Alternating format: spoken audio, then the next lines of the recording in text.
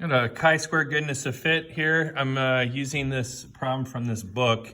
And I'm going to go ahead and read through this or paraphrase this. But basically, there's 5 habitats within this region that this puma lives in. They have valleys, mountains, shrubs, forests, and then barren mountains or, high altitude mountains or something like that. And then it has a tracking collar on it.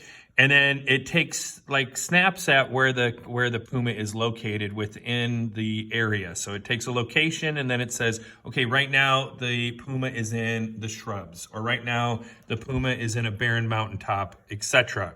All right. And then this is all the observed counts that they give. And then they give the percentage of the area of the region that's covered by each category. So, for example, barren mountaintops makes up 20% of this puma's territory that it lives in, or its territory. And we had 540 total point locations, and then these, like I said, were the observed.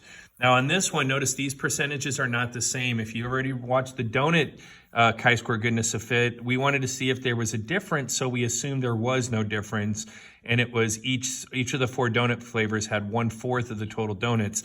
This one isn't equally distributed. So to get the expected counts, you have 540 locations that it did. We would expect 1.3% to be in valleys. That's 7.02. These are the expected counts, and I'll go through this here a little bit more. But I did want to point out immediately, that's a little different. All right, so I've already got this one filled out. Real nice and neat, so I'm going to use it. But here we go. So the null is that there's the statement of no change. That it does not care. It has equal preference for all of its spots, meaning it should spend 19.5% of its time in the barren mountaintops, 1.3% in the valleys, and so on. So that's the null. The alternate is that it does prefer one. And we probably should work out like this, right? I don't think a puma is going to spend a lot of time in the barren mountaintops. There's nothing up there, and so probably isn't going to prefer that. And we go ahead and we give our alpha value. This is a chi-square goodness of fit test. Okay, and then it only has one set. It doesn't set up as a matrix. We assume that there are we assume that the 540 points of locations were sampled at random times. It really doesn't mention anything about random. So I believe on this one, they want us to actually, kind of force the issue a little bit and come and figure out how we would make random happen within that. But so I'm just going to say we assume it's at times. And then we're going to assume that there are at least 5,400 times that it could have been collected. I'm actually kind of guessing if they did this problem, they wouldn't even ask about the 10% rule because that's kind of odd. And then the large counts is all expected values are greater than 5. And again, I've multiplied individually all of these percentages.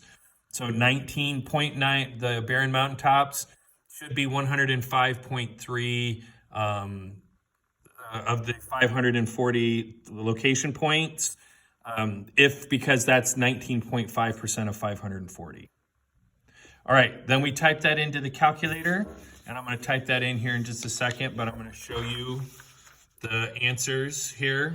So I went ahead, for some reason I did 3 of these. Also, I went ahead and calculated the individual values, and I just wrote those here. These numbers would not be needed, but I saw a problem that it said which one had the largest component, and if that was the case, you would actually need to solve each of these.